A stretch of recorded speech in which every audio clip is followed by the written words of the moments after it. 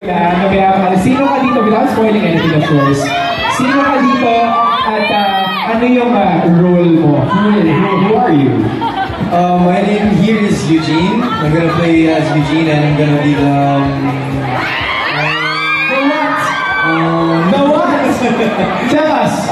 It's not gonna be part of the college year at me.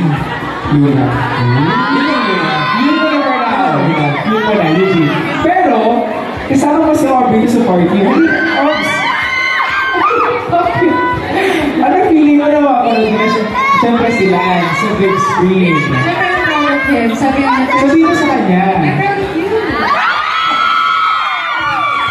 First time niya, first movie mo ako. Tapos, first time niya makapanood sa galing niya sa big screen. So, oh really? Yeah, really happy for him. Really excited. And of course, congratulations sa'yo. Of course, congratulations kay Ashley at kay Andres sa successful movie. And of course, kay FDP.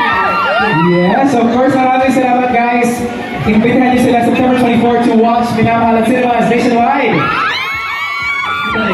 Okay guys, September 24, it's finally gonna be shown nationwide in cinemas. Minamahal, starring Ashley Malvica and Andres Mulak. So, panood niyo po and I know you guys are gonna love it. Yes. Are you gonna love it, Aubrey? Are you gonna love it? The film? For sure. Oo. Picture pa lang eh. Minahal na natin here. What more yung quote there? Minahal. Minamahal. Oh, kasi picture mo na yung camera pictures, please.